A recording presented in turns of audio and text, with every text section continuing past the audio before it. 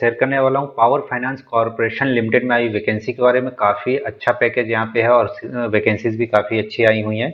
तो पैकेज अगर मैं आपको बताऊँ, सीएमए कैंपस में जो इन्होंने इसी पे स्केल पे डिक्लेयर किया था 27.5 लाख का पैकेज। वो पैकेज भी कैसा आएगा वो सारी चीज़ें मैं आपको बताऊंगा। और यहाँ पे कुछ इन्होंने बाइफरकेशन भी दिया है, आगे चल के वीडियो में दिखाऊंगा। तो आइए देख लेते हैं डिटेल्स क्या है फाइनेंस अकाउंट्स अकाउंटेंट से रिलेटेड जो वैकेंसीज आई है। तो सबसे पहले यहाँ पे सीरियल नंबर चलेंगे जब 5 में। तो 5 नंबर सीरियल में आपको मिलेगा असिस्टेंट मैनेजर फाइनेंस और ऑब्लिक कमर्शियल E3 लेवल पे जो आपका रिक्रूटमेंट होने वाला है। पे स्केल की बात करें तो 60,000 टू 1,80,000 3% इंक्रीमेंट एनुअल होने वाला है। उस पैटर्न पे यहाँ पे आपको स्केल मिलने वाला है। तो बेसिक इनिशियली आपका 60,000 रहने वाला है, उसी पे सारी कैलकुलेशन होने वाली है। टोटल नंबर ऑफ वैकेंसीज यहाँ पे 7 है, जिसे बाइफरकेट किया गया। Unreserved 3, SC 2, EWS 2। क्वालिफिकेशन काफी ध्यान से सुनिएगा ताकि आपको कोई डाउट ना हो। क्वालिफिकेशन में क्या बोला गया है, CA/CMA, या तो आप चार्टर्ड अकाउंटेंट हो या फिर कॉस्ट अकाउंटेंट एंड यानी प्लस इसके साथ आपके पास होना चाहिए ग्रेजुएशन किसी भी स्ट्रीम में किया हुआ। तो क्वालिफिकेशन क्या हो गया, ग्रेजुएशन प्लस CA और ग्रेजुएशन प्लस CMA, ये हो गया पहला कंडीशन। दूसरा कंडीशन यहाँ पे बताया गया है कि अगर आपके पास ये नहीं है तो दूसरा कंडीशन यहाँ पे है कि ग्रेजुएशन आपने बीकॉम में किया हो या फिर बीटेक, यानी कि टेक्निकल फील्ड में यहाँ बताया किसी भी स्ट्रीम से बीटेक आपने किया है, उसके साथ आपके पास प्लस होना चाहिए 2 इयर्स का MBA, PGP, PGDM, PGDBM, PGDBA course with specialization in finance. तो आप एलिजिबल हो जाते हैं अप्लाई करने के लिए। उसके बाद यहाँ पे नोट एक तरीके से बताया गया है कि आपको यहाँ पे मिनिमम 60% मार्क्स ग्रेजुएशन में होना चाहिए, चाहे फुल टाइम हो या पार्ट टाइम या डिस्टेंस, किसी भी मोड से किया आपने 60% आपका ग्रेजुएशन में होना चाहिए। किसके पास, जो CA में क्वालिफाइड कैंडिडेट्स हैं। यहाँ पे ग्रेजुएशन प्लस आपका जो है 60% मार्क्स के साथ होना चाहिए, यानी graduation with 60% marks plus CA और ग्रेजुएशन प्लस 60% मार्क्स और CMA। तो ग्रेजुएशन 60% और CA में होना चाहिए, ये बताया गया है।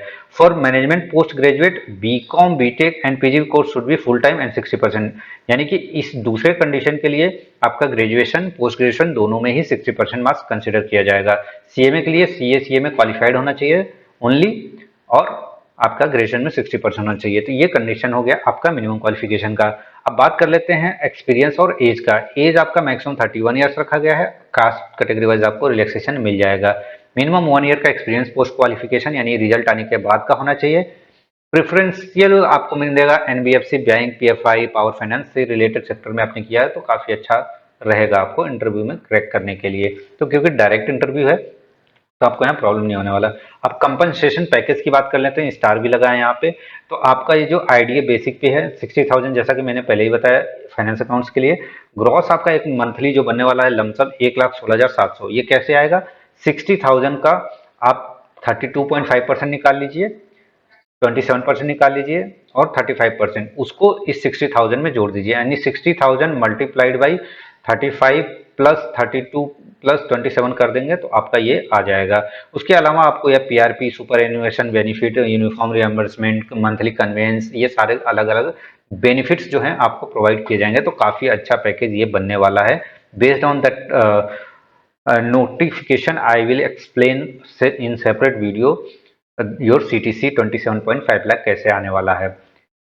उसके बाद यहाँ पे कुछ रिलैक्सेशन टर्म्स कंडीशन बताया गया है, जैसा मैंने एज से रिलेटेड बताया वही सारी चीजें बताई गई हैं। अब जनरल टर्म्स कंडीशन बताया गया है, all qualification should be university institution recognized and approved by AICTE और UCG से होना चाहिए। कैंडिडेट्स जो भी यहाँ पे अगर गवर्नमेंट PSU सेक्टर में है पहले से ही वो यहाँ पे अप्लाई कर रहे हैं तो NOC सर्टिफिकेट उनके पास होना चाहिए। Letter from the organization in case they are shortlisted for selection process, अगर सिलेक्शन प्रोसेस में आप इंटरव्यू के लिए शॉर्टलिस्ट किए जाते हैं तो NOC आपके पास होना चाहिए।